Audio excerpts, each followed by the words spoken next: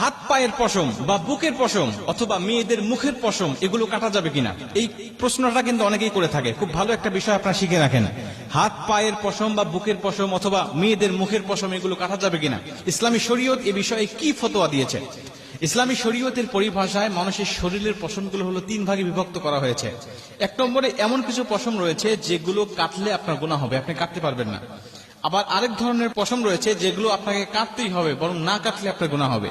আবার আরেক ধরনের পশম রয়েছে যে সম্বন্ধে ইসলাম সুস্পষ্ট ভাবে আপনাকে কোনো সমাধান দেয়নি, তবে ফকিহগণ বিভিন্ন উলামায়ে কেরামগণ এই সম্বন্ধে আপনাদেরকে একটি মত প্রকাশ করেছেন। প্রথম নম্বর হলো ওই প্রকার পশম রয়েছে যেগুলো আপনি কাটতে পারবেন না, কাটলে আপনার গুনাহ হবে। যেমন পুরুষের মুখের দাড়ি এবং মেয়েদের মাথার চুল, বালেগ হওয়ার পরে যেগুলো রাখা হয় এই চুল, যেমন পুরুষের মুখের দাড়ি এবং মেয়েদের মাথার চুল এবং ভুরু, এরপরে মেয়েদের মুখের পশম, এগুলো আপনি কাটতে পারবেন না, এগুলো কাটলে আপনার গুনাহ হবে।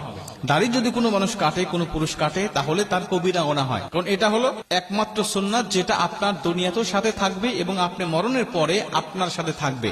অন্য কোনো সুন্নত আপনি কায়েম ভাবে আপনার সাথে নিয়ে যেতে পারবেন না একমাত্র দাড়ি ছাড়া, অর্থাৎ দাড়ি কাটতে পারবেন না। মেয়েদের মাথার চুলও সেম, আপনি এই চুলটা আপনি কাটতে পারবেন না, রাখতে হবে। এবং ভুরু তো কখনোই উপড়ানো যাবে না এবং কাটা যাবে না। এখন তো এটা ফ্যাশন হয়ে গেছে, অনেক মানুষ এটা ফ্যাশন মনে করে রাখে। রাসূল সাল্লাল্লাহু আলাইহি ওয়াসাল্লাম বলেছেন, আল্লাহ পাক লানত করেছেন ওই মহিলার উপরে যেই মহিলা ভ্রু অঙ্কন করে, যে মহিলা ভ্রু প্লাক করে, ওই মহিলার উপরে আল্লাহ পাকের লানত। অতএব এটা আপনি এইগুলো আপনি কাটতে পারবেন না। আরেক কিছু পশম রয়েছে মানুষের শরীরে যেগুলো কাটতে হবে, না কাটলে গুনাহ হবে। যেমন বগলের পশম, এরপরে নাভির নিচের পশম, এরপরে বিভিন্ন অবাঞ্ছিত লোম যেগুলো রয়েছে এগুলো আপনাকে কাটতে হবে, না কাটলে আপনার গুনাহ হবে। এবং এটা পরিষ্কার রাখা হলো ঈমানের অঙ্গ। রাসূল সাল্লাল্লাহু আলাইহি ওয়াসাল্লাম বলেছেন, আত-তুহুরু শাত্রুল ঈমান, পবিত্রতা পরিচ্ছন্নতা এগুলো হলো ঈমানের অঙ্গ। কোন মুসলমান অপরিষ্কার থাকতে পারে না, কোন মুসলমান অপবিত্র থাকতে পারে না। কোন মুসলমান যদি অপবিত্র থাকে তাহলে ঈমান দুর্বল হয়ে যাবে, তার ঈমানের মধ্যে ঘাটতি থেকে যাবে। অতএব পরিষ্কার পরিচ্ছন্নতা হলো ঈমানের অঙ্গ, অতএব এগুলো পরিষ্কার রাখা আপনার উপরে দায়িত্ব। আর কিছু পশম রয়েছে যেগুলো সম্বন্ধে শরীয়ত স্পষ্ট ভাবে আপনাকে কোনো বক্তব্য দেয় নেই কোরআন হাদিসের মধ্যে।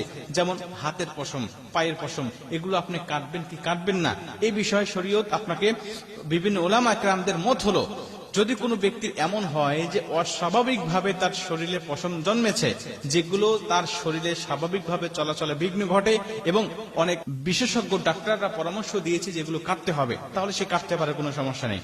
আবার অনেক মেয়েদের মুখে দেখা যায় পুরুষের মতো দাড়ি ওঠে, এখানে উলামায়ে কেরামদের মত হলো যদি কোনো মেয়ের মুখে দাড়ি ওঠে, মহিলাদের মুখে, তাহলে এটা সৌন্দর্য রক্ষার্থে, খুশি করার স্বার্থে অবশ্যই সে মেয়ে যদি ইচ্ছা করে তাহলে সেই দাড়িটাও কাটতে পারবে, এতে কোনো সমস্যা হবে না, বা ইসলাম শরীয়ত তাকে বাধা দিবে না।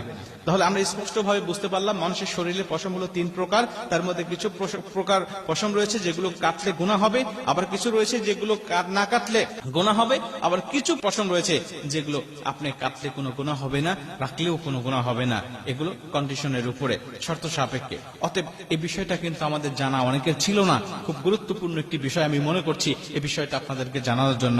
অতএব আমরা বিনা প্রয়োজনে আমরা এগুলো যেগুলো নিষেধ রয়েছে সেগুলো কাটবো না। এবং দাড়ি তো মাস্ট বি, কাটাই যাবে না পুরুষের জন্য, মেয়েদের মাথার চুল কাটানো যাবে না, ভ্রু অঙ্কন করা যাবে না, এগুলো রেখে দিতে হবে। কারণ আল্লাহ পাক যদি কোনো ব্যক্তির উপরে লানত করে, ওই ব্যক্তির দুনিয়া আখিরাত সব শেষ হয়ে যায়।